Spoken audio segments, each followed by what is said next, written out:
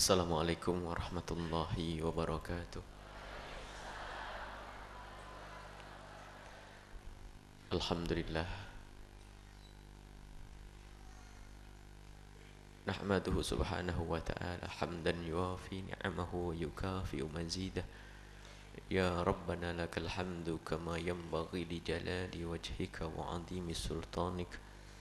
Subhanaka la nuhsi thana'an 'alaika anta kama athnayta 'ala nafsik.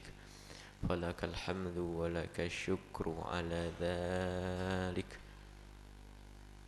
Allahumma ya Rabbana salli wa sallim ala habibina wa syafi'ina wa maulana sayyidina Muhammad wa ala alihi al-muttahharina wa ashabihi at-tayyibin wa tabi'ina lahum bi ihsanin ila yaumiddin. Allahumma ya Rabbana ij'alna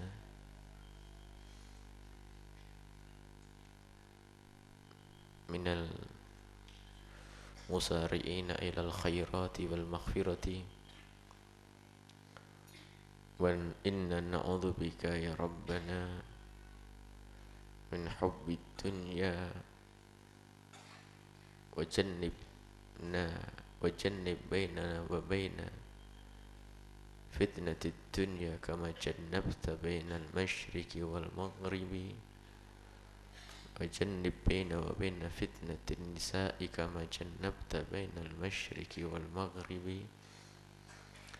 Allahumma ya Rabbana na'udzubika min fitnatil mahya wa ba'dal mamati wa na'udzubika ya Rabbana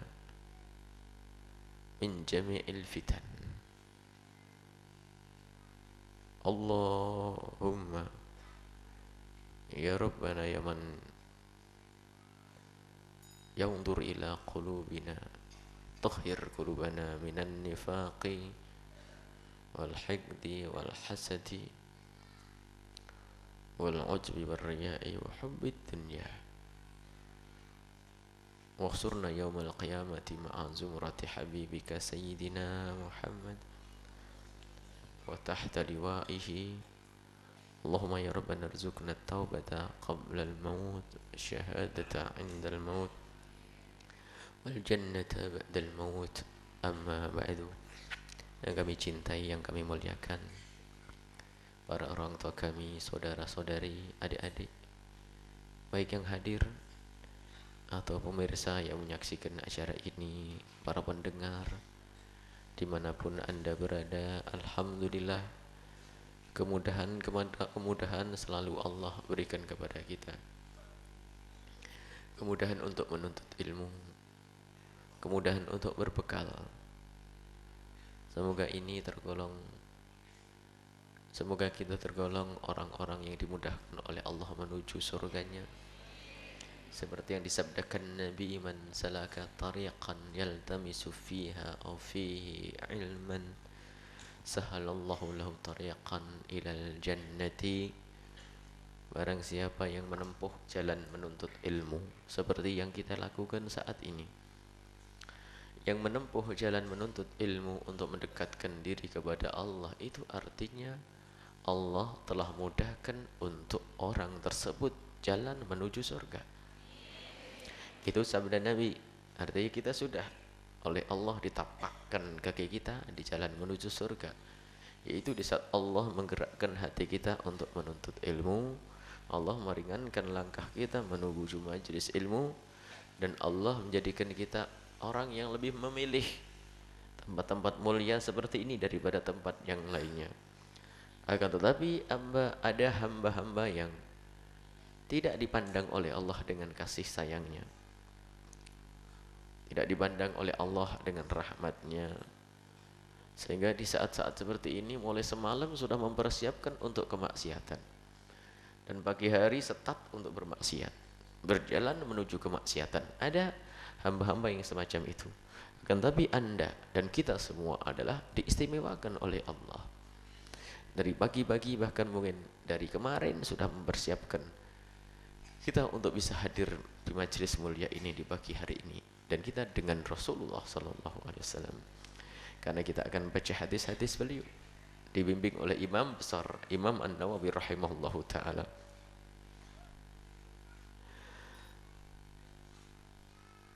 Para pecinta Nabi Muhammad sallallahu alaihi wasallam yang dimuliakan oleh Allah Subhanahu wa taala, kita sudah sampai kepada bab fadl zuhdi, keutamaan zuhud. Zuhud adalah, sudah kami jelaskan berulang-ulang, bukan berarti seseorang tidak boleh memiliki dunia, akan tapi bagaimana dunia tidak menguasai hatinya. Mungkin dia adalah seorang kaya raya tapi paling zuhudnya orang. Karena apa? Dunianya bukan untuk dunia, akan tapi selalu berpikir bagaimana dunianya adalah untuk akhirat. Dan alangkah banyaknya hamba-hamba semacam ini. Tuhan kita sama dengan Tuhannya Rasul dan para sahabat Nabi. Artinya Nabi Muhammad, Allah Subhanahu wa taala pada zaman Rasulullah menghadirkan Abdurrahman bin Auf, seorang kaya raya yang dermawan, dan Allah pun kuasa menghadirkan hari ini orang seperti Abdurrahman bin Auf. Allah mampu menghadirkan orang saat ini yang mulia dengan harta yang melimpah, akan tapi dermawan dengan ketulusan karena Allah, dan begitu seterusnya. Maka berprasangka baiklah kepada Allah. Semoga yang dijadikan orang-orang seperti itu adalah kita. Jadikan kita hamba yang dekat kepada Allah, tidak tertipu dengan dunia. Dan Imam Nawawi waktu membahas masalah ini luar biasa panjang, diulang-ulang dalam bab yang dirubah, berbeda-beda. Dan pada saat ini dikukuhkan bab zuhud, bagaimana kita bisa tidak mencintai dunia. Kalaupun dunia ada di tangan kita, itu adalah sudah pemberian dari Allah. Seperti halnya orang diberi mata, kulit hitam, dan seterusnya, kulit ini dan sebagainya, itu pemberian dari Allah. Sehingga kalau jatahnya kaya, nggak pandang apakah dia ahli maksiat atau dia ahli taat, apakah orang bodoh atau orang pandai. Kalau sudah harus kaya, itu jatah dari Allah Subhanahu wa taala. Akan tapi semoga jatah kita adalah jatah bahagia di dunia dan bahagia di akhirat. Hadis berikutnya adalah hadis yang diriwayatkan dari Abi Sa'id Al-Khudri radhiyallahu anhu, dan dari Sayyidina Abi Sa'id Al-Khudri juga, anna Rasulullah sallallahu alaihi wasallam, bahwa Sayyiduna Rasulullah sallallahu alaihi wasallam qala, bersabda, inna dunya hulwatun khadiratun. Allah, yang namanya dunia itu adalah manis. Khadiratun, menarik dipandang. Ada sesuatu itu enak tapi tidak enak bentuknya. Jenang itu warnanya hitam tapi enak. Tapi ini enggak, sudah enak, pandang indah, lengkap, satu gambaran. Dan begitulah dunia.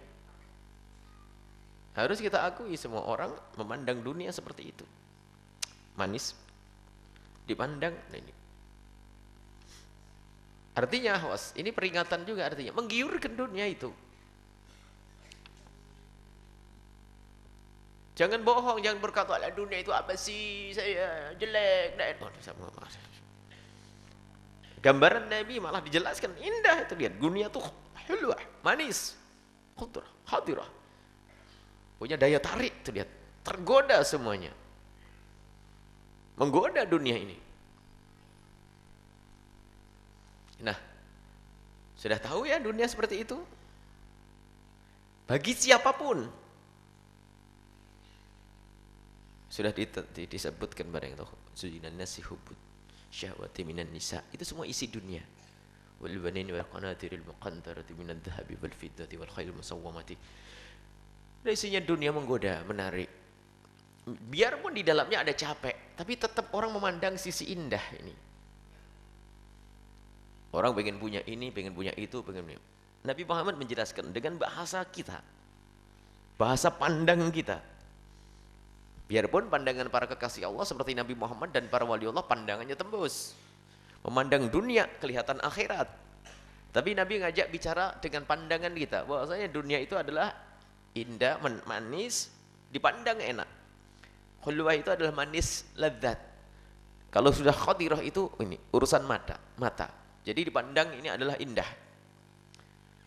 Wa inna Allah, dan sesungguhnya Allah Subhanahu wa taala mustakhlifukum fiha. Waduh. Sudah dikatakan ini semua indah dan menarik dan kamu yang ngurusi itu semuanya. Berarti kan Allah, milikku kalau itu. Iya, memang untukmu dunia ini. Diserahkan kepadamu untuk kau urusi. Engkau hidup di dunia. Dan engkau bertugas untuk melestarikan dunia ini. Mustakhlifukum, Allah menjadikan kalian khalifah. Khalifah itu yang mengurusi dunia ini. Fayangdur, dan Allah akan melihat. Kaifa ta'maluna, bagaimana kau perlakukan dunia ini, bagaimana kau berbuat di dunia ini, Allah akan lihat. Ya. Fattaqud dunya wattaqun nisaa. Rawahu Muslim. Maka awas. Dunia yang indah ini ternyata di balik itu ada fitnah. Padahal nisa juga bagian daripada dunia diulang. Ini menunjukkan begitu pentingnya. Dunia membuat kita tergoda. Dunia membuat kita tergiur, tapi di balik itu ada lebih menggiurkan lagi adalah urusan wanita. Bahkan ini juga wasiat Nabi SAW sebelum beliau wafat, as-salat, an-nisa. Sering Nabi Muhammad mewasiatkan, berwasiat untuk kita peduli tentang urusan wanita dan berhati-hati. Bahkan disebutkan tidak ada sesuatu yang lebih membahayakan kepada seorang pria kecuali wanita. Dikatakan habailu syaitan. Jadi umpannya setan adalah wanita.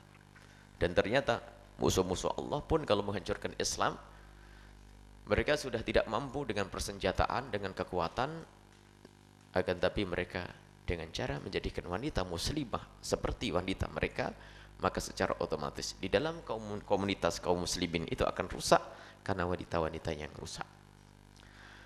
Baik, dunia harus kita yakini bahwasanya semua melihat kepada dunia.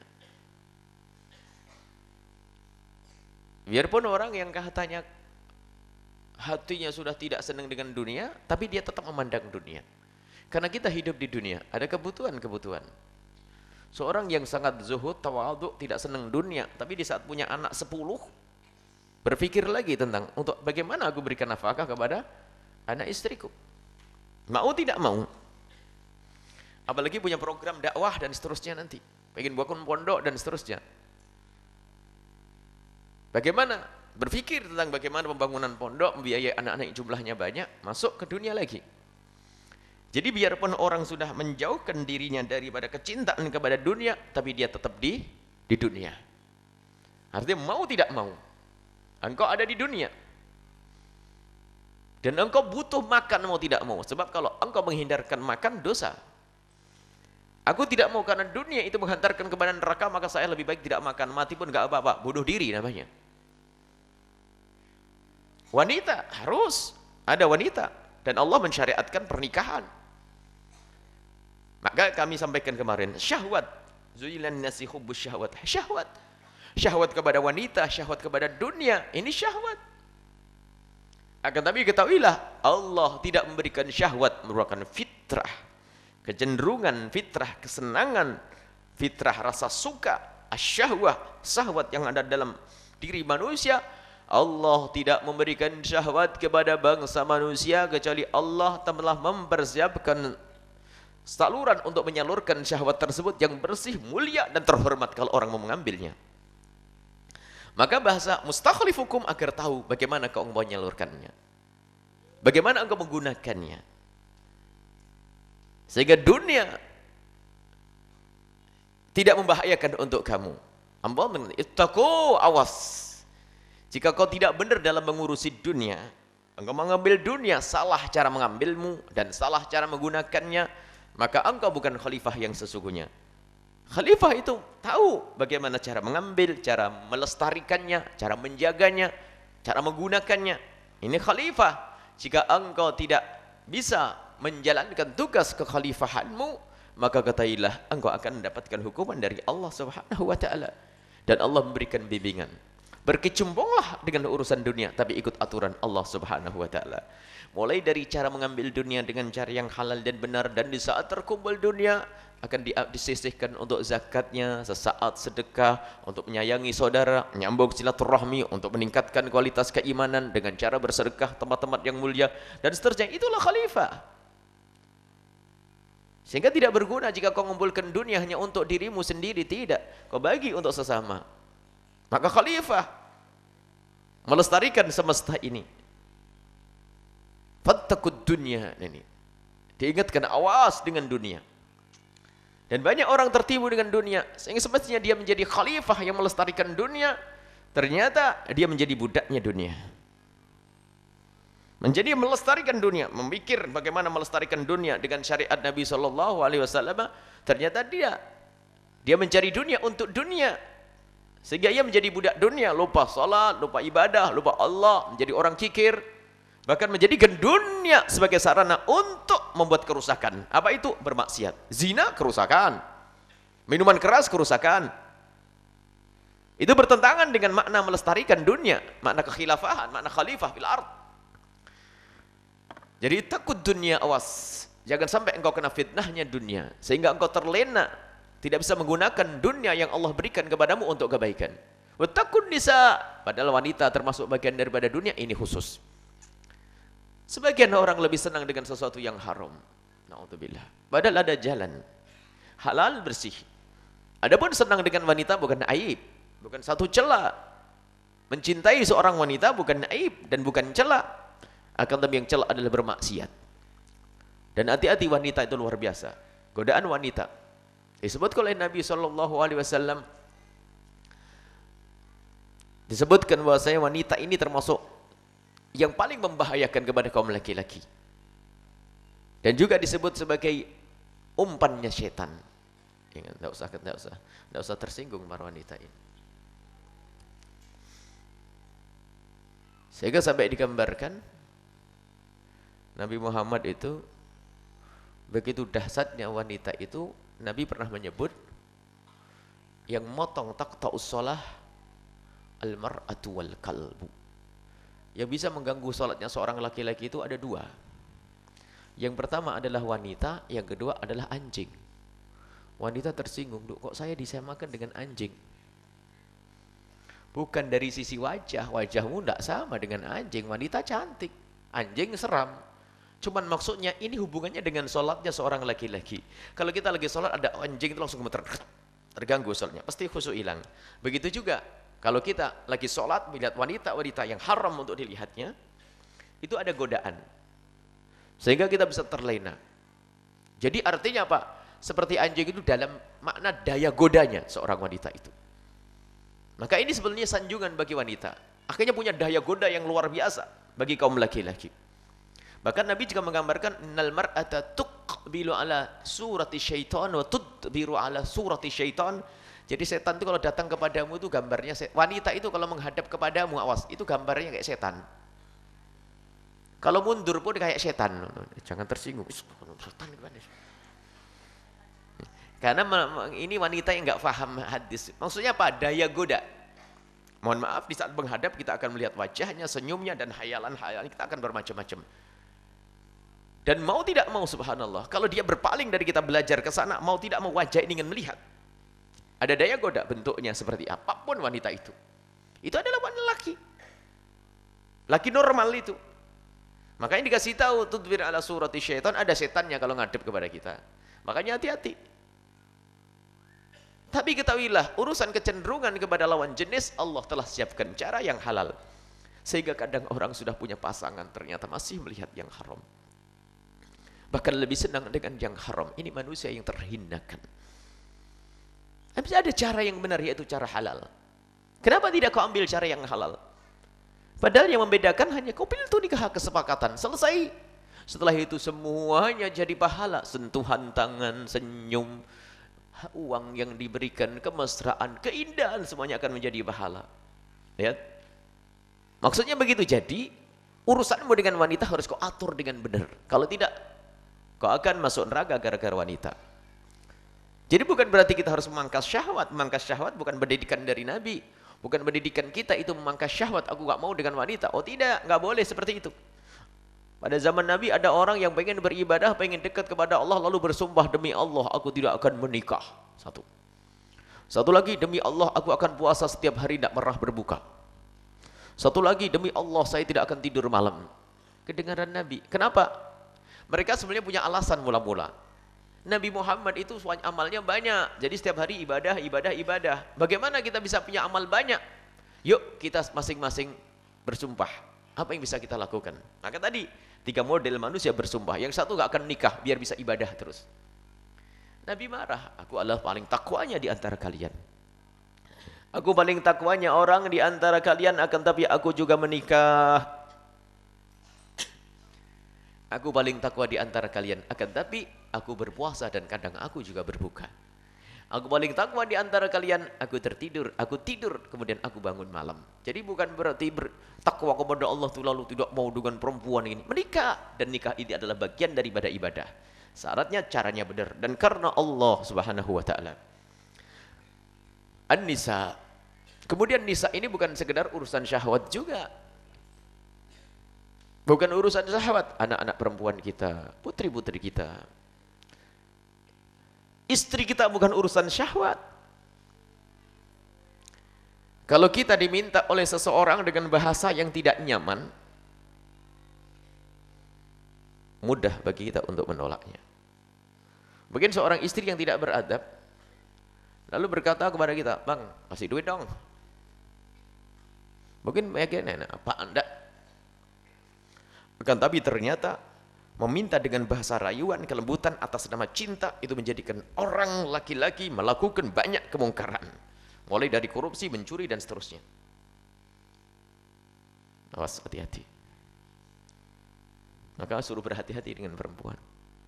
Kasarnya menyakitkan, lembutnya menjerumuskan. Oh, enggak enak benar Bu Yarin.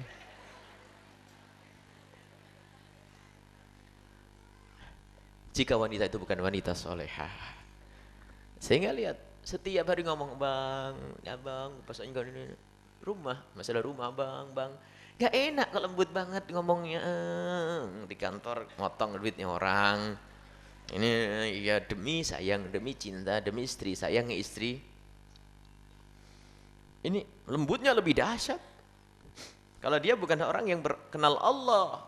Wah, paling berat seorang suami kalau sudah ada permintaan istri, apalagi dengan alasan ada hamil, ngidam. Tidak tahu nyidam itu bener enggak sih? Bu, nyidam itu betul tidak? Betul ya? Betul loh Pak, harus sayang sama istri ya. Kalau istri nyidam dituruti, tapi caranya menuruti dengan cara yang benar dan halal. Ya. Jadi meminta dengan bahasa kelembutan atas nama cinta itu dahsyat. Sehingga terjadinya koruptor besar, penjahat besar, kiai ngambil duit pondok. Nah itu ya ada. Karena rayuan seorang istri dahsyat, lembut, makanya betul.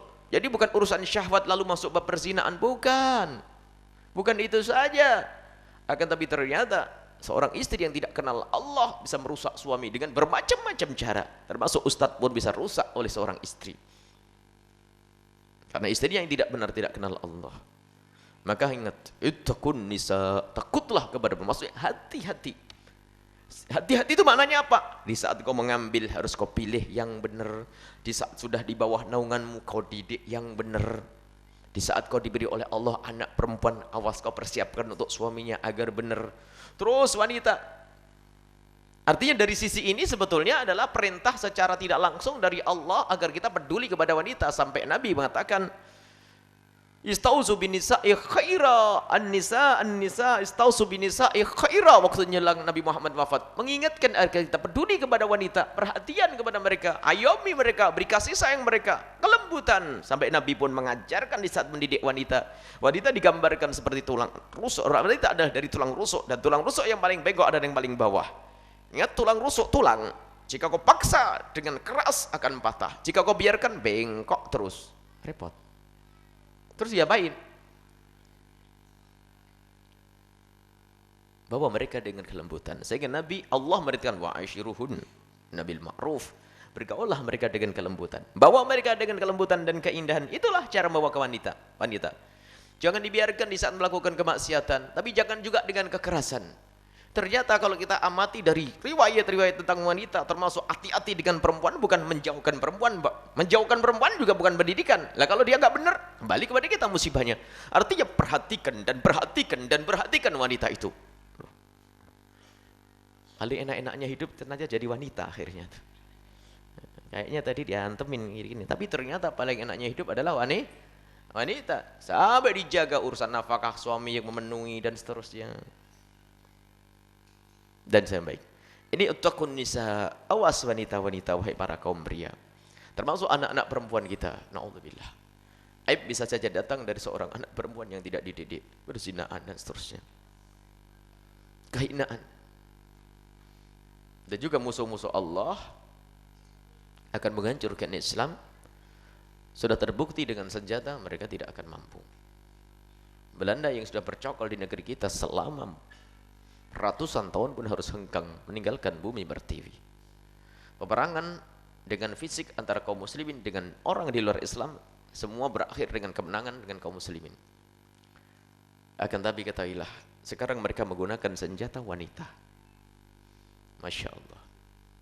Wanita, mereka merusak umat Islam dengan cara wanita. Dijadikan wanita muslimah tidak punya rasa malu. Dijadikan wanita muslimah seperti wanita mereka. Jadikan wanita muslimah itu seperti wanita mereka, yang wanita mereka adalah seperti barang dagangan. Sehingga pamer aurat untuk menjual baju, pamer kecantikan untuk jual barang or produk, semuanya direndahkan. Jadi wanita itu dijajar dengan barang-barang, direndahkan. Sehingga wanita muslimah sudah banyak tidak punya rasa malu, sehingga mereka membuka aurat, menampilkan mafatinnya atau menampilkan sesuatu menjadikan fitnah untuk orang lain. Sehingga terjadi perzinaan dan seterusnya dan seterusnya. Wanita direndahkan. Sehingga wanita muslimah yang semestinya mulia menjadi tidak mulia lagi. Wanita mulia susah terjerumus dalam kehinaan aslinya. Melakukan perzinaan susah berat. Dan rasa malu karena dia adalah mulia. Risih jika kecantikannya diperhatikan oleh orang yang tidak halal untuk melihatnya. Seorang wanita mulia, cantik, solehah, jika kecantikannya dilihat orang dia akan marah. Kalau bisa akan dilempar itu orang. Kau kenapa ngelihat aku? Wanita muslimah, tapi wanita rendah, lihat jalan pun pengen pamer kalau dia punya goyang pinggul, kalau dia punya jalannya pun lah dipamerkan di pinggir jalan. Sementara wanita soleh akan menutup itu semua. Tidak, kecantikan itu bukan untuk diumbar di pinggir jalan, karena aku bukan kelas pinggir jalan. Lihat pendidikan yang mulia wanita. Jadi wanita mulia, sampai ingat kami ceritakan pada pertemuan yang lalu, seorang wanita pada zaman Nabi diajak berbaiat. Berbaiatlah engkau hai para wanita. Siap ya Rasulullah, kami akan baiat. Baiat untuk apa ya Rasulullah? Berbaiat untuk Allah tasrikna, agar kalian tidak mencuri. Baik, ada wanita mencuri. Di saat Nabi Muhammad berkata Allah taznin, agar kau tidak berzina, kaget wanita Arab termasuk Sayyidatuna Hindun berkata, ya Rasulullah ataznil hurratu, apakah mungkin melakukan zina seorang yang merdeka? Gak kebayang di kalangan orang mulia merdeka melakukan berzinaan. Jadi waktu diajak atas zina, seperti di kalangan orang mulia yang tidak pernah minta-minta, kemudian dikatakan, ibu jangan minta-minta. Gimana kita minta-minta? Mau, karena kita sudah biasa dengan kemuliaan. Ataznil hurratu, apakah seorang mereka bisa berzina? Akan tapi sekarang menjadi rendah. Kita bukan sebagai wanita muslimah. Ini musibah. Karena kita sudah kena budaya wanita kafir sana. Sehingga yang namanya zina begitu mudah dilakukan. Pergaulan, berduaan dengan orang yang haram untuk berduaan, terus syahwat. Sehingga pesan Nabi, tekun nisa, awas wanita-wanitamu kau jaga itu. Akan menjadi fitnah. Jadi wanita bagian daripada dunia. Muliakan istrimu, muliakan anak-anakmu, dan muliakan dirimu dengan wanita mulia. Jangan nuruti hawa nafsu dan syahwat. Ada jalan halal, kenapa kau repot? Ada halal sana pernikahan. Menujulah kepada pernikahan. Dan pernikahan itu adalah dua keuntungan. Artinya Anda selamat, dia selamat. Tapi di dalam keharaman Anda tidak selamat, dia juga tidak selamat. Anda menikah, subhanallah, indah, halal, Apa yang Anda lakukan adalah dinilai oleh Allah sebagai pahala. Baik. Wa Anas radhiyallahu anhu, dan riwayat dari Anas radhiyallahu anhu, anna Nabi. Itu tadi bagaimana gambaran tentang dunia. Maksudnya itu adalah bukan berarti di saat disebut dunia itu bagus, menarik, menggoda. Itu bagaimana kita memperlakukan dunia. Ambil dunia, gunakan dunia, berbuatlah di dunia. Akan tapi ingat, yang menjadikan Allah ridha. Ini kata fayangdur, Allah melihat. Kaifa ta'malun, bagaimana kau perlakukan dunia itu. Allah akan melihat curian seorang pencuri. Allah juga melihat sedekah seorang ahli infak. Allah melihat seorang laki-laki yang melakukan kehinaan dengan seorang wanita, dan Allah juga menyaksikan seorang laki-laki yang memuliakan wanita. Dan semuanya akan dihitung. Ada hitungannya di hadapan Allah Subhanahu wa taala. Wa Anas radhiyallahu anhu, diriwayatkan dari Sayyidina Anas radhiyallahu anhu, anna Nabi sallallahu alaihi wasallam, Nabi sallallahu alaihi wasallam bersabda, qala Allahumma ya Allah, la aisha illa aishul akhirah. Ya Allah, tidak ada kehidupan yang sesungguhnya kecuali kehidupan akhirat. Ini doa yang disampaikan, dipanjatkan Nabi kepada Allah Subhanahu wa taala, dan sangat tepat ini untuk kita ucapkan di saat kita tergoda dengan dunia. Supaya ada bandingan. Bicara dunia, mobil mewah. Allahumma la aisha illa aishal akhirah. Supaya teredam kita. Saya nggak mengejarnya, kita pakai aturan. Jangan sampai menjadikan kita meninggalkan salat. Tidak, aku akan mencari kekayaan ya Allah.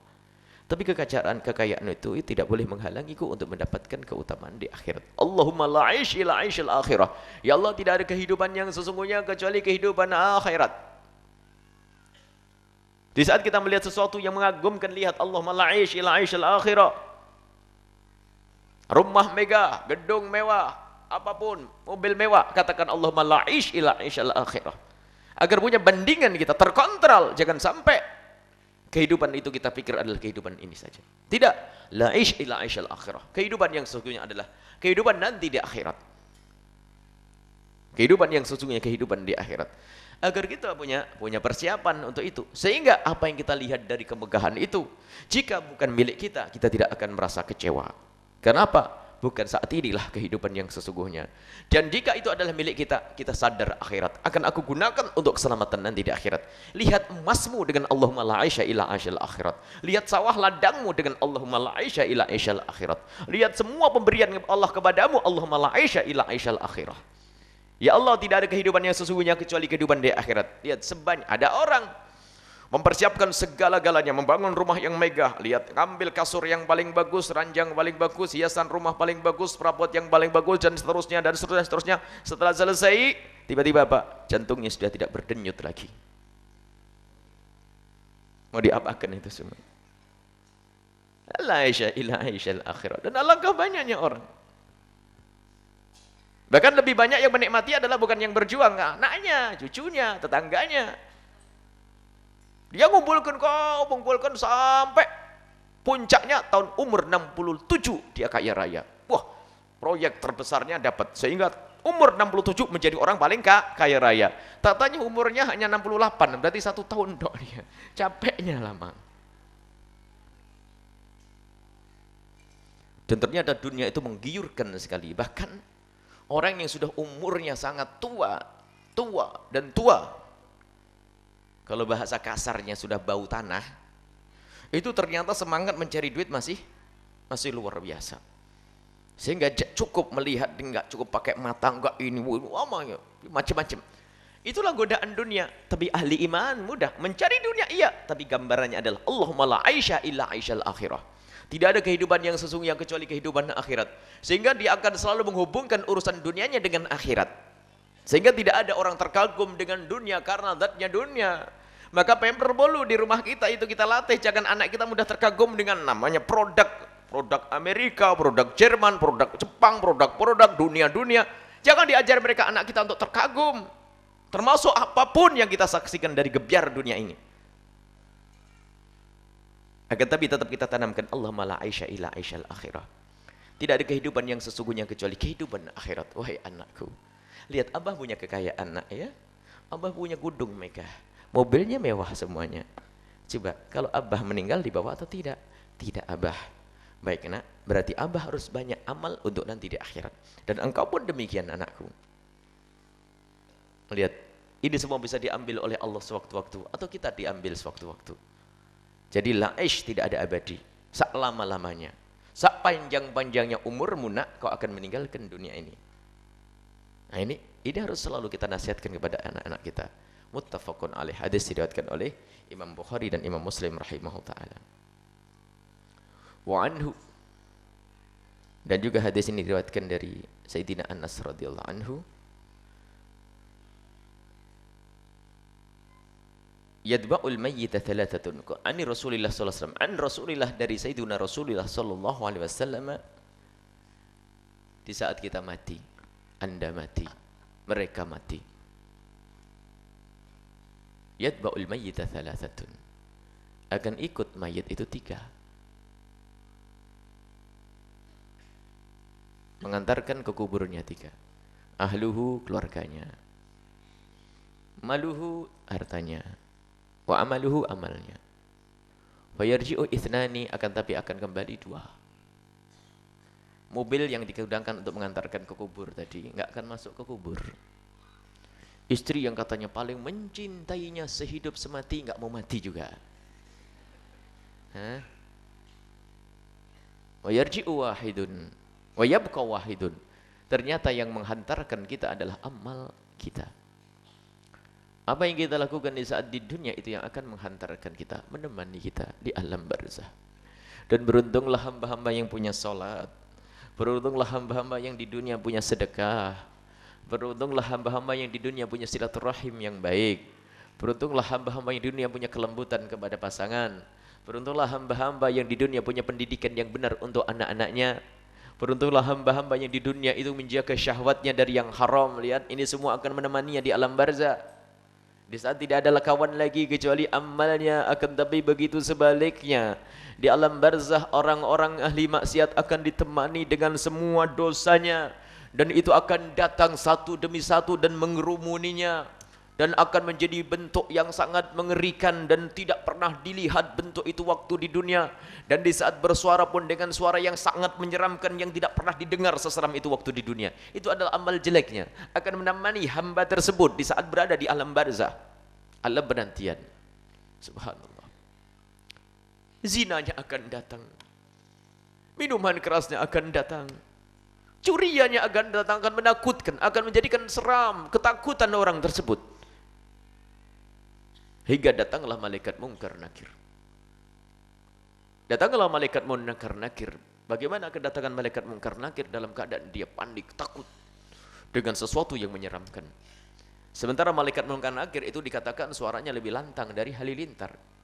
Bayangkan dalam keadaan kita takut di dapur, tiba-tiba ada piring jatuh saja sudah kayak jantung putus.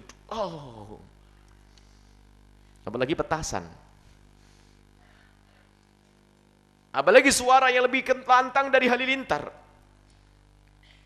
Lebih lantang dari halilintar. Bagaimana? Rasa takut yang luar biasa. Sehingga saat itu seorang hamba hanya akan berkata di saat ditanya man rabbuk.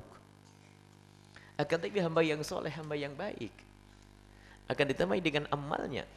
Imam Al-Qurtubi menggambarkan dalam bentuk orang-orang yang bagus-bagus.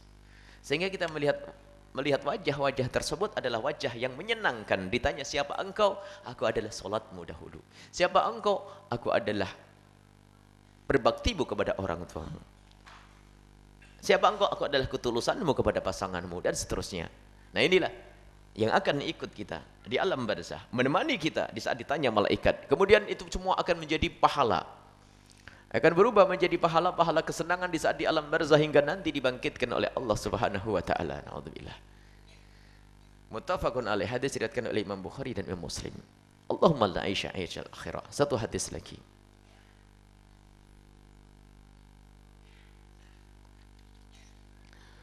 Wa anhu qala, dan juga dari Sayyidina Anas, Nabi pernah bersabda.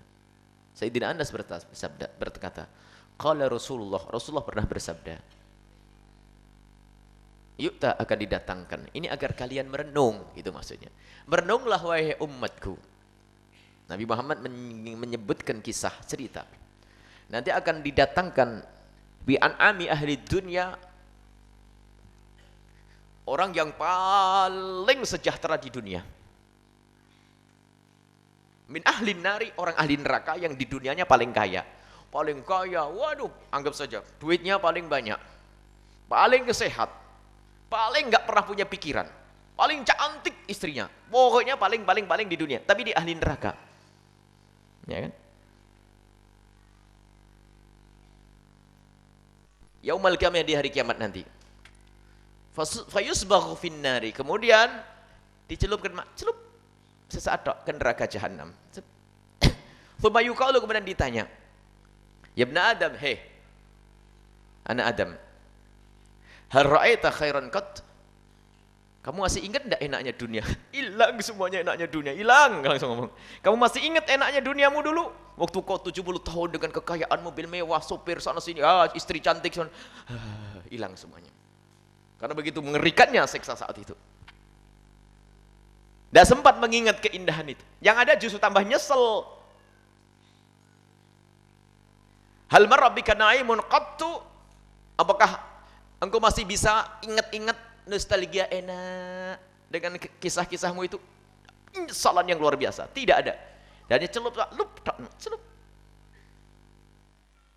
Bagaimana jika tinggal di dalamnya? La wallahi ya Rabb. Gak ada ya Rabb.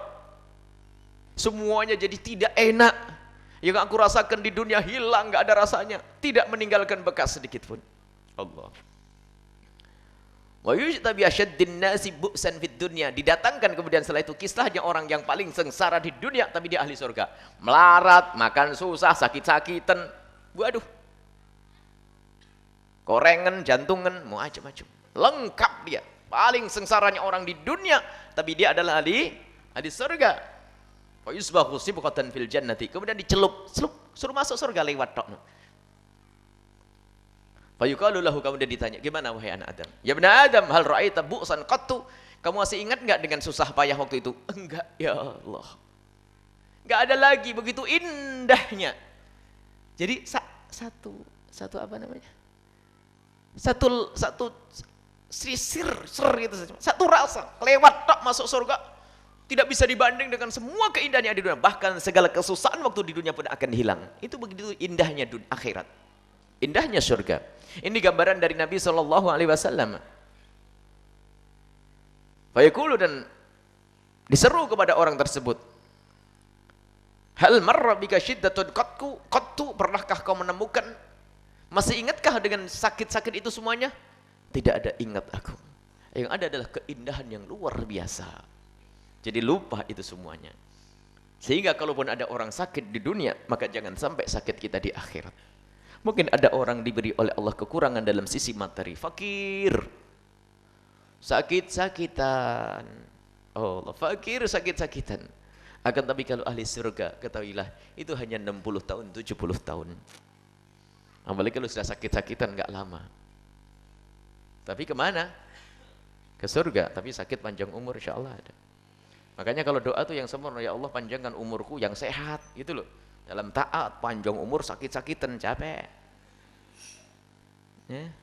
Minta pada Allah, ya Allah panjangkan umur kami dalam ketaatan serta sehat, walafiat. Ya, nah ini, ternyata subhanallah, itulah yang digambarkan oleh Rasulullah bahwasanya sakit-sakitnya dirimu wahai umatku di dunia, kalau sudah dibanding dengan satu ceburan masuk surga sesaat saja, tidak akan ada apa-apanya, hilang rasa sakit itu semuanya. Bagaimana jika kita khalidina fiha, abadi di dalam surga Allah Subhanahu wa taala.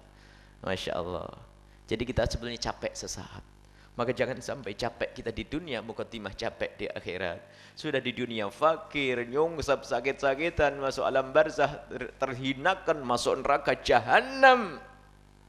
Sudah fakir enggak sholat, fakir nyurian, sudah fakir, Wong yang kaya raya nggak sholat saja rugi kok. Kaya raya tidak sholat, kaya raya zina, kaya raya bohong, kaya raya melakukan kehinaan, kaya raya zalim. Dia kaya raya, tapi ketahuilah hanya 70 tahun. 80 tahun. Waktu yang singkat dibanding kehidupan nanti di akhirat. Apalagi yang di dunia itu, naudzubillah, sudah sempit hartanya, sempit rezekinya, jahat juga. Sudah sakit-sakit lagi. Akan tapi kalau ada orang bersabar mengatakan bahasanya, Dunia adalah bukan tempatku yang sesungguhnya. Tempatku adalah nanti di akhirat. Maka biarpun dia dengan kekurangannya akan dijadikan kekurangannya itu adalah untuk masuk surga. Tidak boleh menyerah dengan kekurangannya. Berjanji, ya Allah, aku akan masuk surga dengan kefakiranku ini, ya Allah. Sementara ada orang lain yang aku ingin masuk surga dengan kekayaanku. Aku akan masuk surga dengan kefakiranku, ya Allah. Aku akan bersabar. Dalam keadaan apapun, aku tidak akan mau ngambil yang haram. Kalau ternyata dia mati dalam keadaan seperti itu, mati masuk surga. Seperti seorang yang pincang. Pada zaman Nabi, dimaafkan, kau tidak usah perang. Kenapa ya Rasulullah aku tidak boleh perang? Karena engkau pincang. Karena aku pincang tidak boleh perang, ya Rasulullah. Iya, ini kemurahan dariku. Pulanglah ke rumah orang tuamu. Ternyata laki-laki tersebut bersemangat, ya Allah, ya Rasulullah, demi Allah, wallahi inni la ata'al jannata bi urjati hadhihi, aku akan, ya Allah, ya Rasulullah, demi Allah, aku ingin menginjakkan surga dengan kepincanganku ini, izinkan aku untuk perang. Yang diberi oleh kefakiran berjanjilah, ya Allah, aku akan menginjakkan surgamu dengan kefakiranku. Biarpun fakir, aku tidak boleh ngambil yang haram. Biarpun fakir, aku tidak boleh berkeluh kesah. Biarpun fakir, aku tidak boleh masuk dalam kemaksiatan dan kehinaan. Ini mulia. Tidak lama, selama-lamanya di dunia berapa tahun? 70, 80, 90 tahun. Dan yang kaya pun berjanjilah, atau annal jannata biginaya. Bifulusi, bidunyaya. Aku akan masuk surga dengan kekayaanku ini. Itulah paham akhirat. Allahumma la aisha ila aishal akhirah. Dan itu dibacakan, diucapkan oleh Nabi SAW di saat kerja bakti. Waktu itu ingin membangun kebiar dunia. Atau bangun kebiar dunia. Membangun masjid kebiar dunia, tapi untuk akhirat. Kerja bakti, Allahumma la aisha illa aishil akhirah farhamil ansar wal muhajirah. Nabi menyenandungkan rajas, mengucapkan semacam syair begitu. Nabi tidak bersyair, tapi ya Allah, tidak ada kehidupan kecuali kehidupan akhirat. Padahal waktu itu Nabi Muhammad membangun dunia. Membangun bangunan di dunia, tapi Nabi Muhammad mengingatkan, bukan ini yang kita tuju, di balik ini. Lagi bangun pondok, katakan Allahumma la aisha ila aishal akhirah. Aku bangun pondok, tujuanku adalah untuk membangun akhirat nanti. Wallahu a'lam bissawab. Jazakumullah ahsanal jaza. Syukran jazilan kami haturkan kepada guru kita semua, Buya Yahya. Semoga ilmu yang beliau sampaikan dapat kita amalkan dalam kehidupan kita sehari-hari, sehingga Allah memberikan kepada kita semua keselamatan dan kebahagiaan di dunia dan di akhirat. Amin ya rabbal alamin. Hadirin hadirat yang dimuliakan oleh Allah Subhanahu wa taala, selanjutnya kita memasuki bagian tanya jawab. Kepada para hadirin dan hadirat yang ingin bertanya, kami persilahkan. Satu penanya dari jamaah bapak-bapak dan satu penanya dari jamaah ibu-ibu dengan masing-masing satu pertanyaan. Kami persilakan. Assalamualaikum warahmatullahi wabarakatuh. Wassalamualaikum. Sallu ala Nabi Muhammad. Sallallahu alaihi wasallam. Ya Syekhun al-Kiram Buya Yahya, yang mudah-mudahan Allah Ta'ala senantiasa memanjangkan umurnya. Amin. Dan diberkati fid dunya wal akhirah, amin.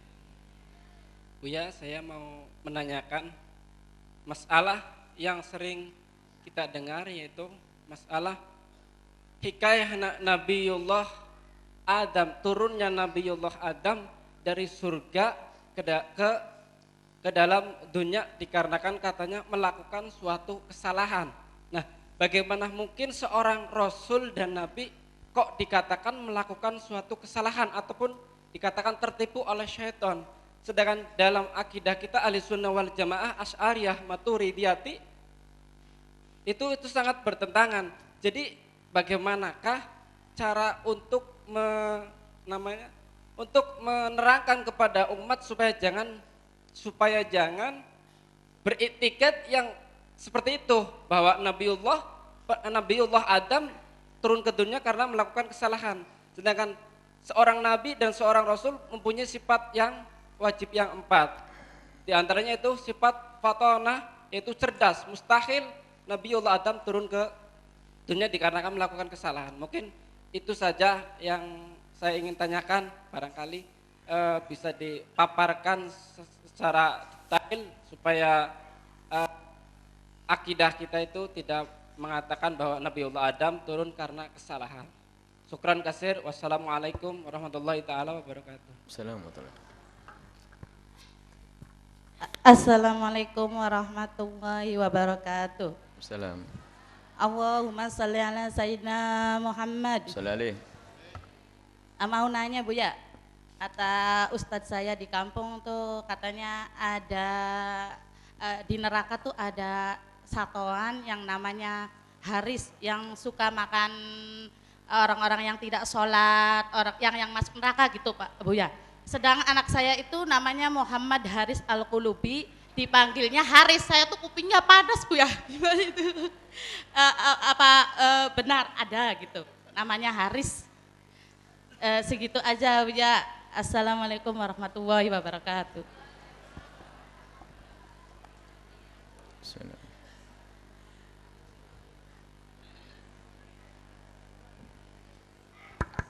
Bismillahirrahmanirrahim. Assalamualaikum warahmatullahi wabarakatuh. Salam. Buya pengen menanyakan masalah puasa di saat di bulan Ramadan ada seseorang yang melakukan pelanggaran atau melakukan hal yang membatalkan puasa, maka otomatis puasanya itu dihukumi batal, akan tetapi dia tetap diberi hukuman melanjutkan puasanya, hanya nanti tetap wajib qadha. Nah, kalau seandainya ketika mengqadha puasa Bu ya, misal melakukan pelanggaran, apakah puasanya tetap dilanjut atau boleh diputus Bu ya? Itu yang pertama. Yang kedua Bu ya, tentang masalah subhanallah, dulu yang memang sempat ramai kan gitu ya, dan memang sering sekali wanita itu diekspos untuk kecantikan dan sebagainya, sehingga banyak diadakan pemilihan putri-putri yang ya itu Bu ya, intinya sebenarnya memamerkan kecantikan, sehingga akhirnya kok kita mendengar baru-baru ini ternyata pun ada pemilihan putri muslimah yang memang menggunakan hijab dan sebagainya, akan tetapi tetap hal seperti itu apakah memang ada untuk zaman sekarang, apakah itu memang ada maslahatnya atau itu sebenarnya fitnah yang disebar oleh oleh orang-orang di luar Islam dengan tujuan untuk merusak makna hijab yang sesungguhnya Bu ya, sehingga agar putri-putri muslimah ini tidak sampai kita mohon penjelasannya agar tidak sampai tertipu dengan hal itu. Jangan sampai ada ungkapan alhamdulillah sekarang ada putri muslimah jadinya nggak buka aurat, kadang kan ada pemikiran seperti itu Bu ya. Nah, terus juga tentang masalah ungkapan yang sekarang lagi agak diributkan, padahal sebenarnya permasalahan sepele Bu ya, tapi kadang banyak banget yang nanya gitu kan, ungkapan masya Allah subhanallah, ada yang ngomong kebalik, kalau subhanallah untuk kekaguman, kalau masya Allah itu untuk melihat sesuatu yang kurang baik itu kebalik, yang sebenarnya masya Allah untuk kagum, subhanallah itu kalau kita melihat sesuatu yang kurang indah, sehingga kadang menyalah-nyalahkan orang yang mengungkapkan seperti itu Bu ya. Mohon yang benarnya seperti apa Bu ya, terima kasih. Bismillahirrahmanirrahim. Yang pertama, kisah Sayyidina Adam alaihissalam. Kejadian yang terjadi pada Sayyidina Adam adalah bukan di dunia. Yang dikatakan bahwasanya dunia adalah tempat untuk taklif, beban kewajiban yang sesungguhnya hanya di dunia untuk menuju akhirat. Sehingga pembahasan para ulama akidah bahwasanya para nabi tidak bermaksiat adalah dalam irama pembicaraan kita di dunia. Sehingga para nabi di saat diutus oleh Allah di dunia, mustahil mereka bermaksiat, mustahil melanggar Allah, undang-undang di dunia. Akan tapi kisah Sayyidina Adam alaihissalam bukan kisah di sini. Nabi Adam di dalam surga. Dan dikatakan dalam surga tidak ada apapun pelanggaran apapun. Akan tapi kata salah di situ bukan salah yang sesungguhnya. Akan tapi ketahuilah bahwa Sayyidina Adam memang harus turun ke bumi dan prosesnya adalah seperti itu. Pada hakikatnya itu bukan dianggap sebagai pelanggaran. Bukan Nabi Adam bermaksiat kepada Allah Subhanahu wa taala, tidak. Akan tapi itulah titah. Nabi Sayyidina Adam harus dengan Sayyidina Hawa makan buah khuldi, kemudian dikeluarkan karena Nabi Adam harus di dunia. Tapi ingat, kalimat maksiat yang selama ini dikatakan oleh pakar akidah para nabi tidak bermaksiat adalah urusan di dunia ini. Sehingga kalau di dunia, di surga tidak ada istilah kemaksiatan. Surga adalah tempat kebahagiaan, tempat ridha Allah. Tidak ada maksiat di dalam surga. Tidak ada maksiatan di dalam surga. Sayyidina Adam alaihissalam waktu itu adalah bukan melakukan kemaksiatan, akan tapi Sayyidina Adam itu untuk melakukan mengikuti titah perintah Allah agar mereka Ini sesuai dengan tertibnya. Sunnah Allah akan diturunkan di dunia. Dan itu juga untuk mengenalkan bahwasanya di situ ada iblis. Bahwasanya iblis godaan. Iblis yang menggoda. Dan ternyata iblis itu sendiri ternyata adalah juga dari kalangan hamba yang paling taat. Paling taat. Nah, kali ini ada kemaksiatan dari sisi iblis karena ada kebusukan hati kedengkian. Tapi Sayyidina Adam alaihissalam adalah bukan orang yang bermaksiat, ya, karena waktu itu belum ada istilahnya taklif. Kita ada ngasihnya istilah orang-orang mukallaf. Taklif itu beban, kewajiban. Anak kecil melakukan kesalahan, tapi tidak akan dihukum oleh Allah. Karena apa? Dia belum mukallaf. Orang gila membunuh tidak dihukum. Orang gila berzina tidak dihukum karena gila, kecuali pura-pura gila. Jadi itu karena tidak ada taklif. Selagi tidak ada taklif, tidak bisa kita nisbatkan kepada orang tersebut sebuah kesalahan. Zaman itu adalah surga, tidak ada taklif. Tidak ada pemerintah, tidak ada kewajiban. Maka yang dilakukan Sayyidina Adam tidak bisa dikatakan sebagai bentuk kesalahan. Akan tapi dalam bahasa Allah, fataba alaihi, fatalqa Adamu rabbi kalimatin fataba alaihi. Kemudian Allah memberikan kepada Sayyidina Adam wahyu untuk memohon kepada Allah, akhirnya diampuni oleh Allah Subhanahu wa taala. Jadi diampuni oleh Allah, dan pengampunan itu tidak mesti harus dengan sebuah dosa, dan meminta ampun pun bukan seperti dosa. Seperti Sayyidina Aisyah alaihissalam pernah, Sayyidina Aisyah radhiyallahu taala anha waktu melihat Sayyidina Rasulullah melakukan salat sampai kakinya bengkak, mengatakan, ya Rasulullah, kau lakukan seperti itu, wa qad ghafarallahu laka ma taqaddama min dhanbika wa ma ta'akhkhar. Ya Rasulullah, engkau melakukan salat sampai seperti itu, bukankah Allah telah mengampuni dosamu yang dahulu dan akan datang? Lah, apakah Nabi Muhammad ada dosa di situ? Tidak ada dosa Nabi Muhammad. Dan Nabi Muhammad, inni la astaghfirullah fil yaumi akthar min 70 marratan. Aku akan beristighfar 70 kali. Jadi kalau sudah disebutkan Nabi, itu kita tafsiri semacam itu. Dan itulah para ulama menjelaskan tidak ada dosa bagi Sayyidina Adam alaihissalam. Dan tidak usah pindah madhab bahwasanya Nabi Adam bukanlah Nabi, untuk membebaskan Nabi daripada maksiat. Nabi Adam tetap Nabi, itu keyakinan kita ahli sunnati wal jamaati. Dan waktu itu Nabi Muhammad melakukan dosa, bukan sebuah kesalahan, karena Nabi Adam alaihissalam belum masuk dunia taklif ini. Taklif ini dunia yang ada beban, kewajiban, ada halal, haram, dan seterusnya. Wallahu a'lam bishawab.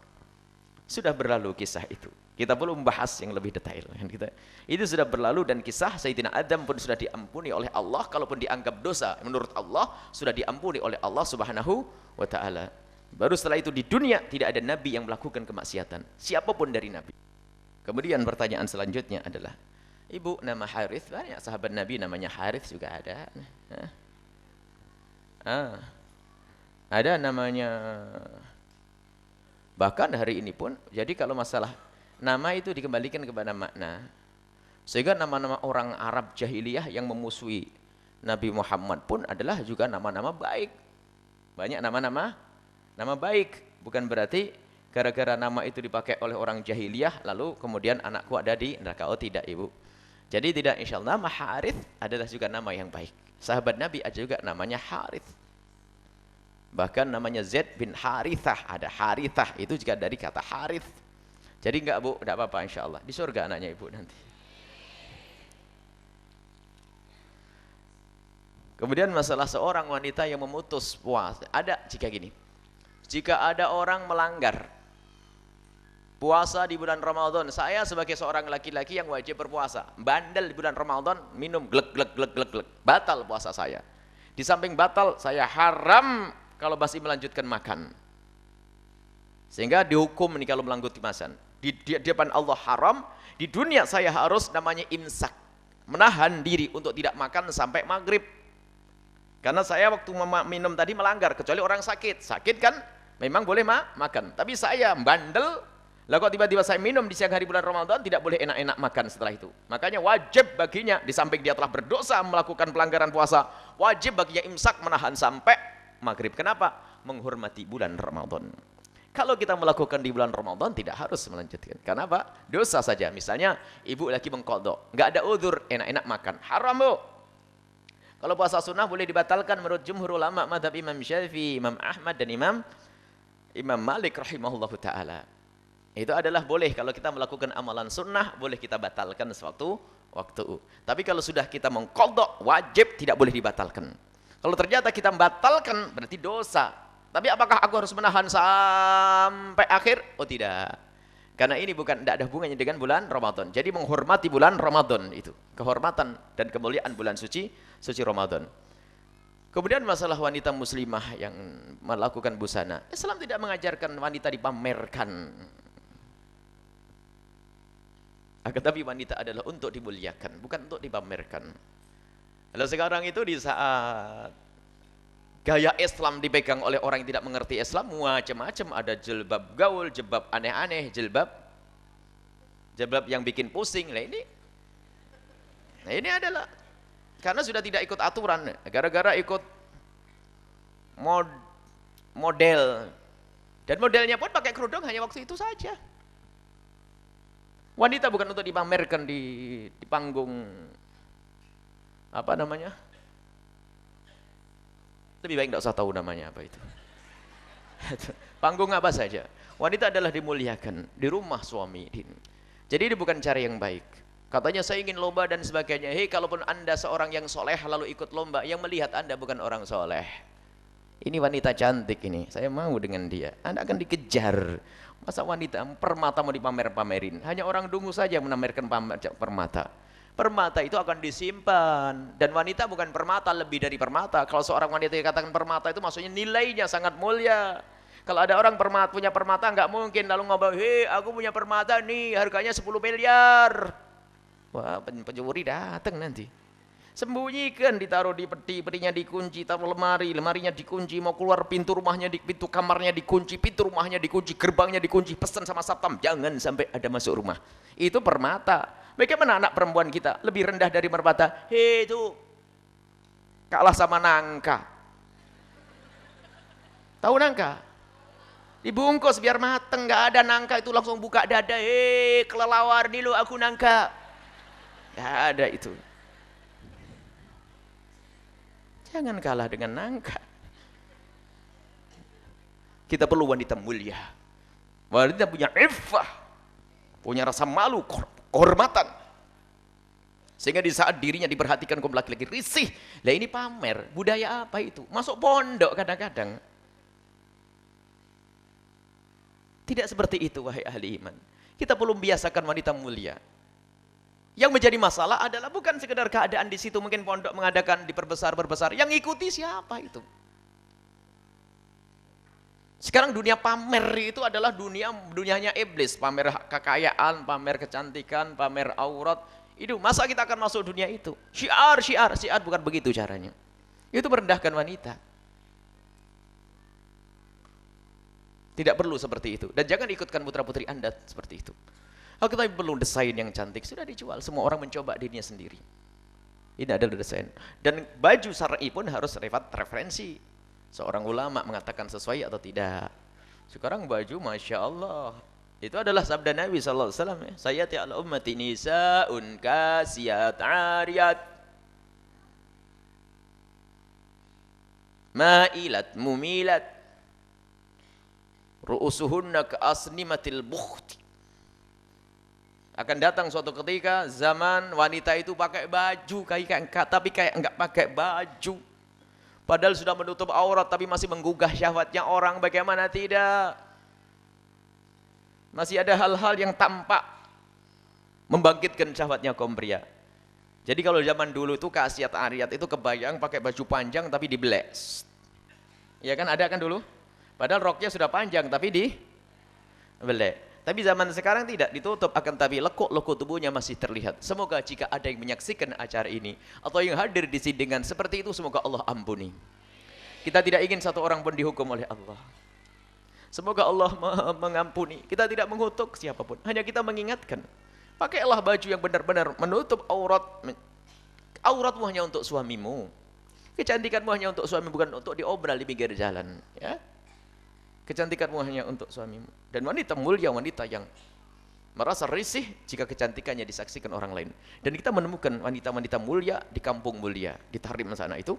Wanita itu kalau ada laki-laki berjalan di belakangnya itu langsung minggir.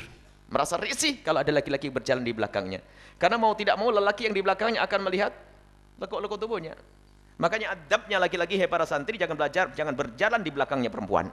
Rendah. Karena apa? Matamu adalah normal, kau manusia. Kalau laki menghindar, jangan berjalan di belakangnya perempuan. Minggir perempuannya, maju laki-laki. Ini adalah wanita mulia.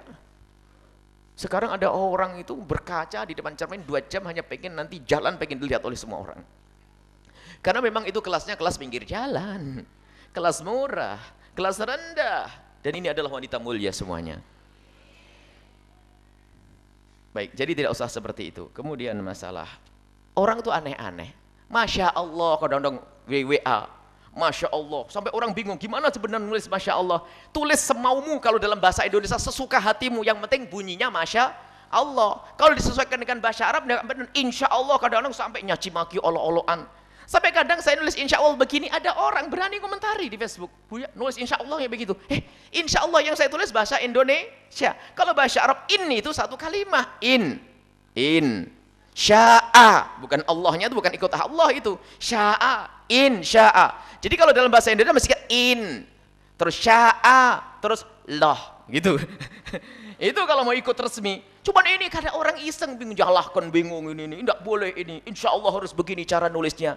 Tulis sesuka hatimu kalau dalam bahasa Indonesia, maka itu yang penting keluar ucapan insya Allah.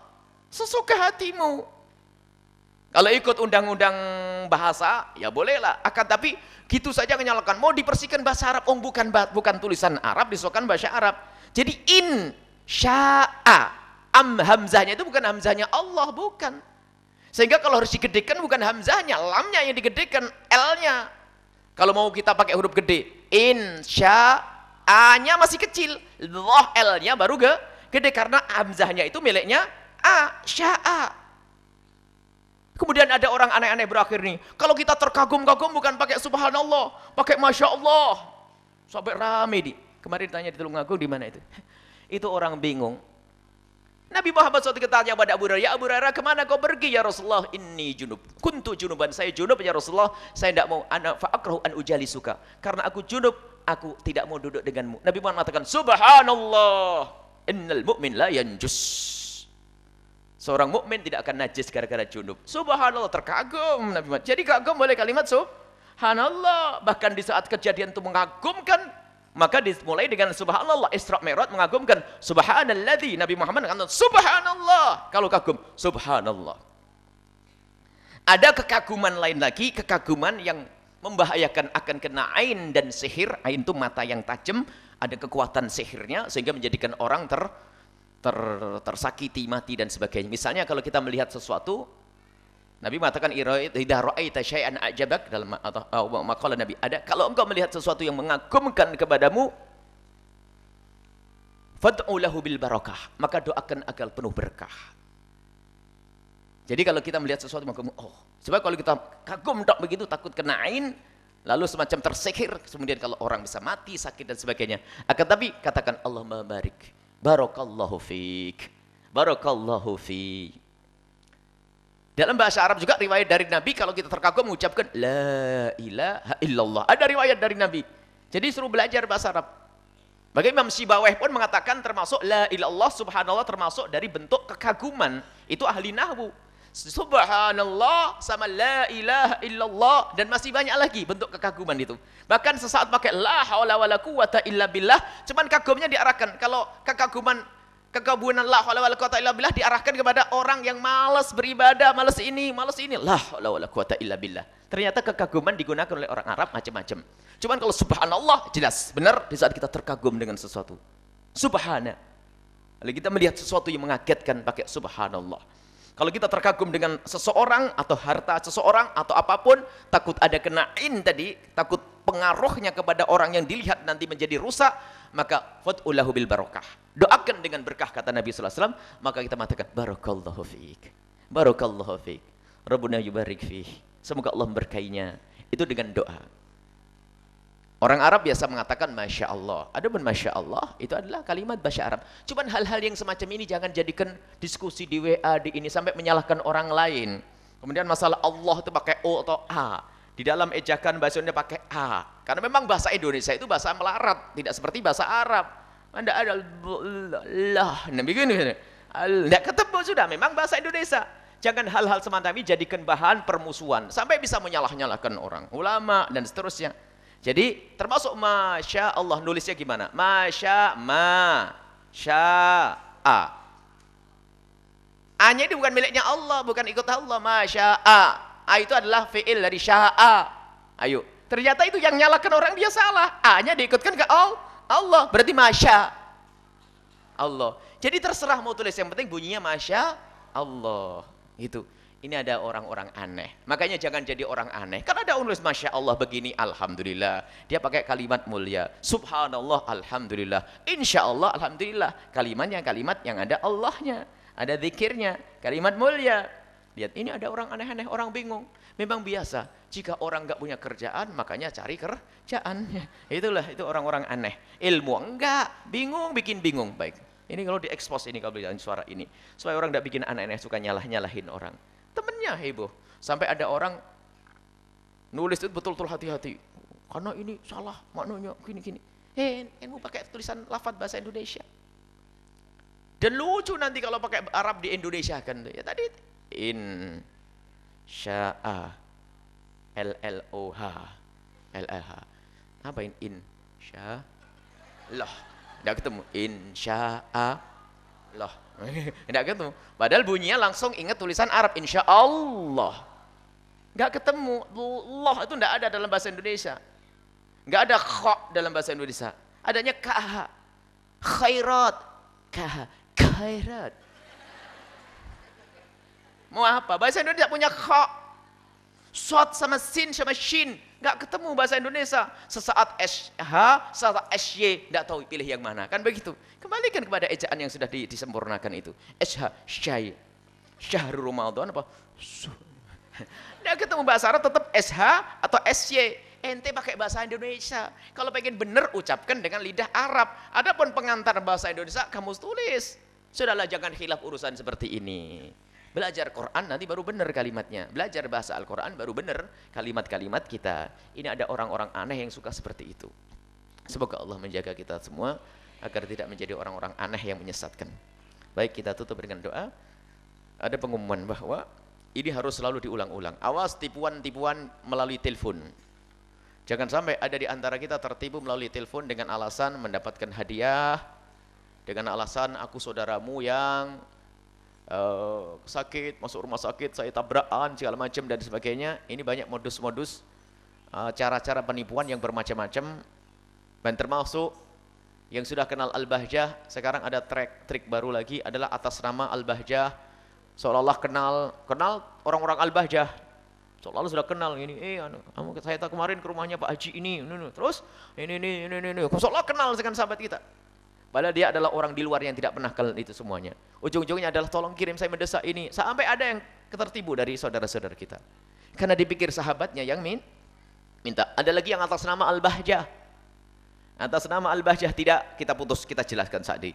Tidak ada orang keliling minta-minta pakai proposal atau yang lainnya minta-minta masuk rumah, masuk perusahaan atas nama Al-Bahjah. Tidak ada. Mohon diterima. Enggak ada. Itu bohong pasti orang tersebut. Kalau ada orang minta-minta atas nama Al-Bahjah, tidak ada. Paling kalau ada orang menganjurkan, misalnya ada orang datang ke orang lain, tolonglah Al-Bahjah lagi membangun, kalau bantu, itu loh ke sana, pergi. Maka untuk menghindari tipuan-tipuan ini ada satu kertas, mohon diambil semuanya kalau bisa megang ini bukan jimat, ini ada jimat. Bukan jimat untuk dibaca, kemudian diikuti kalau bisa nanti. Di sini ada media-media dakwah Al-Bahjah. Mulai dari webnya Buya Yahya, kemudian ada web Facebook, ada video, ada TV, bisa diikuti bagi anak-anak yang punya seperti ini. Anak-anak kita kasih ini. Kemudian kami tempelkan di belakang adalah, ini ada rekening. Nomor rekening ini nomor rekening Infak Center Al-Bahjah resmi. Ada beberapa nomor rekening, tapi ini kalau bisa ini. Al-Bahjah Infak Center. Jadi ini jimat juga. Jadi kalau ada orang mau minta-minta atas nama Al-Bahjah, sorry deh, aku punya rekening nih. Lelah. Ini jimat juga untuk tidak ditipu sama orang. Alafu, mohon maaf, aneh punya nomor rekening. Ente nggak punya kan? Nah kan gitu. Berarti ibu lebih hebat. Ini untuk disimpan supaya barangkali kalau ada orang, saudara, kerabat pengen berbuat baik, supaya tidak salah alamat melalui rekening yang resmi dan jelas ini. Tolong nanti diambil, Bu. Yang ngambil insya Allah rezekinya banyak. Kenapa? Niatnya pasti akan infak. Jangan sampai ngambil, waduh ngambil nanti duit saya keluar nanti, waduh. Diambil saja ibu, kalau tidak berguna untuk ibu, berguna untuk saudaranya, ibu, bapak. Jadi nanti bawa pulang ke rumah, mungkin biar kalau ibu tidak infak dan sedekah, mungkin saudara yang infak dan sedekah. Pilih mana? Manfaat untuk kita atau untuk orang lain? Masih mikir ibu kan? Kalau saya pengen manfaat untuk saya, semoga saya dapat rezeki banyak, lalu gitu, belum dapat duit sudah mikir. Ini problem ini. Jadi semoga manfaat untuk saya. Jadi disimpan yang baik. Dan ingat, jangan dari duit zakat. Kita belum punya rekening zakat khusus. Bukan dari duit zakat. Infak dari harta selain zakat. Zakat tidak boleh untuk bangun pondok. Pondok kita tidak kita bangun dengan zakat. Yang penting sudah saya sampaikan, kalau ada orang memasukkan duit zakat, urusan dia. Jangan memasukkan duit zakat di sini. Ini duit murni, sedekah, tabungan ibu. Itu, bukan dari duit zakat. Kalau mau dihafal rekeningnya gampang. Jadi 7, 2004, 2009, 2. 7. 2004, 2009, 2. Itu adalah rekening BSM Syariah. Ini saja. Kemudian juga pengumuman ibu karena padat sekali, agar patuh dengan petugas kepolisian dan parkir di saat keluar masuknya mobil, supaya lebih rapi, karena petugas itu lillahi ta'ala, sukarela dari Pak kepolisian yang dilibatkan untuk ngurusi di jalan, supaya lebih mudah, tolong patuh. Kemudian termasuk min syu'abil iman, termasuk cabang-cabang keimanan adalah imatatul adza an tariqil muslimin, mengambil kotoran dari tempatnya kaum muslimin.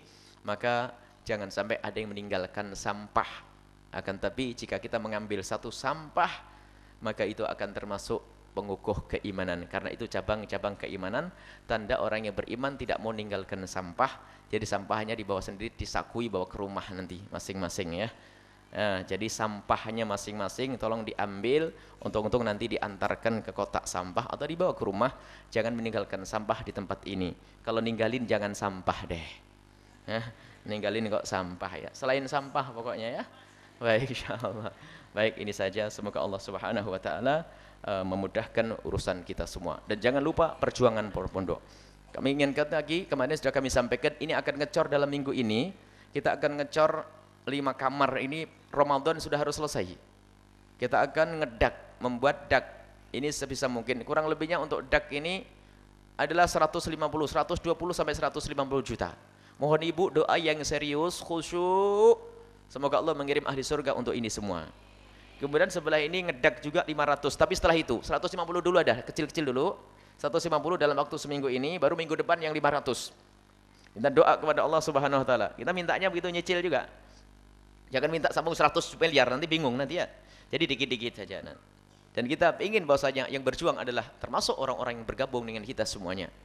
Ahli surga, ahli surga. Baik, jadi 150 juta untuk ngedak ini secepatnya. Baik, dalam minggu ini seharusnya sudah beres. Padahal mestinya minggu yang lalu, tapi masih ditunda oleh Allah agar kita semakin banyak berdoa lagi, sehingga sampai hari ini belum. Semoga setelah hari ini ada ahli surga, orang tulus, ikhlas, yang bisa membantu urusan pengecoran di sini, insyaallah. Baik, mari kita tutup dengan doa. Jangan lupa majelis-majelis Umi, majelis Al-Bahjah, majelis Buya diikuti. Yang ingin daftar SMP, di SMP sini ada SMPku Pusat dan SMPku yang ada di Al-Bahjah 2, masih dibuka kesempatan untuk daftar. Baik, ini saja. Bismillahirrahmanirrahim. Alhamdulillahirabbil alamin. Allahumma salli ala sayyidina Muhammad wa ala ali sayyidina Muhammad. Irhamna wa la tu'adzibna wansurna wa la takhdhulna wa'afina wa la tumridna wa akrimna wa la tuhinna wa athirna wa la tuthir alaina innaka ala kulli syai'in qadir. Allahumma ya Allah, ya Allah, jadikan dunia di tangan kami. Jangan sampai ya Allah hati kami terfitnah dengan dunia. Ya Allah, terfitnah oleh wanita, terfitnah oleh anak-anak kami, terfitnah oleh kekayaan kami.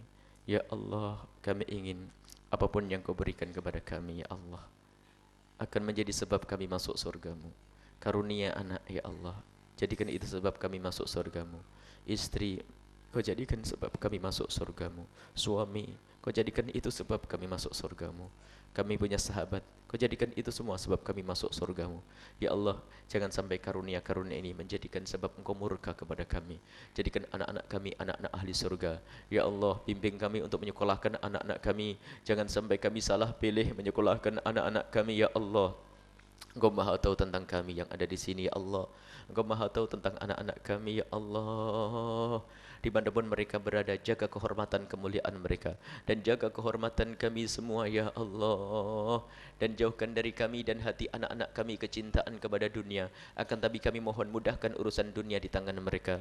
Jangan sampai ada dunia di hati mereka. Jangan sampai mereka berbangga dengan urusan dunia. Jangan sampai anak kami berbangga dengan dunia, ya Allah. Jadikan kami orang-orang yang berbangga dengan akhirat-Mu. Jadikan kami anak hamba-hamba yang berbangga dengan surga, ya Allah. Berbangga dengan agama, berbangga dengan kemuliaan, ya Allah. Ya Allah, jangan kau hinakan kami dan anak-anak kami. Ya Allah, yang sempit rezeki mereka, lapangkan rezeki mereka dengan rezeki yang halal penuh berkah. Yang sakit sembuhkan, yang punya hutang, ya Allah, mudahkan kami dalam bayar hutang-hutang kami semua. Dan kami mohon berikan ketulusan dan keikhlasan kepada semua yang berjuang di sini, Allah. Berikan kepada semua yang berjuang di sini ketulusan dan keikhlasan, ya Allah. Aku Maha tahu siapa mereka, ya Allah. Ya Allah, ketulusan, ya Allah. Dan kembalikan kepada mereka di dunia dengan segala kebaikan dan di akhirat dengan kebaikan. Dan kembalikan kepada anak keturunan mereka dengan kebaikan. Dan kirimkan ke tempat ini orang-orang tulus dan ikhlas ahli surgamu yang bisa berjuang di tempat ini. Dan muliakan kami bersama mereka, ya Allah.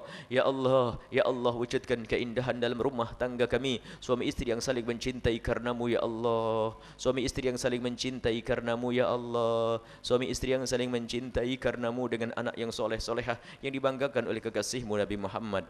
Ya Allah, yang belum menikah, jaga kehormatan dan kemuliaan mereka. Mudahkan mereka untuk mendapatkan pasangan orang-orang mulia yang kau muliakan, yang menjadi sebab mereka mulia di dunia dan di akhirat. Dan kami mohon, ya Allah, panjangkan umur kami dalam ketaatan serta sehat walafiat. Dan ampuni orang tua kami dan guru-guru kami, ya Allah. Dan ampuni dosa kami semua, ya Allah. Ampuni dosa kami semua, ya Allah. Ampuni dosa kami semua. Jangan kau sisakan sedikit pun dari dosa-dosa ini. Dan berikan kepada kami husnul khatimah. Husnul khatimah. Dan kami mohon bersihkan hati kami dari segala macam penyakitnya. Jauhkan kami dari dengki dan dendam kepada sesama kami. Maka kami mohon, ya Allah, jika ada orang berbuat salah kepada kami, jika ada orang aniaya kepada kami, jika ada orang menggunjing kami, jika ada orang menfitnah kami, kami mohon jangan kau timpakan musibah kepada mereka. Dan kami mohon ampuni mereka dan angkat derajat mereka. Dan kami mohon jika ada orang yang pernah kami gunjing, ya Allah, lapangkan hati mereka, ya Allah. Berikan kepada mereka segala kebaikan dan ampuni mereka. Dan ampuni kami yang telah menggunjing, ya Allah. Ampuni kami yang telah menggunjing, ya Allah. Kadang kami menggunjing tanpa sadar dan tanpa rasa, ya Allah. Kami mohon jaga lidah kami dari melakukan keharaman. Jaga mata kami dari melihat yang haram. Jaga telinga kami dari mendengar yang haram. Jaga anggota tubuh kami dari yang haram, ya Allah. Ya Allah, dan ampuni semua dari kami yang ada di sini dan yang menyaksikan acara ini, yang mendengar suara ini. Dan kami mohon berikan kepada kami semua husnul khatimah, mati dalam keadaan iman. Dan kami mohon, ya Allah, jadikan ucapan kami di akhir hayat kami kelak saat Engkau hendak mencabut nyawa kami. Kami ingin saat itu, ya Allah, hati dan lidah kami mampu mengucapkan kalimat agung dan mulia, la ilaha illallah Muhammadur Rasulullah, la ilaha illallah Muhammadur Rasulullah, la ilaha illallah Muhammadur Rasulullah sallallahu alaihi wasallam. Rabbana atina fid dunya hasanah wa fil akhirati hasanah wa qina adzaban nar. Wa sallallahu alaihi sayyidina Muhammadin wa ala alihi washabbihi wasallam. Walhamdulillahi rabbil alamin. Al-Fatihah.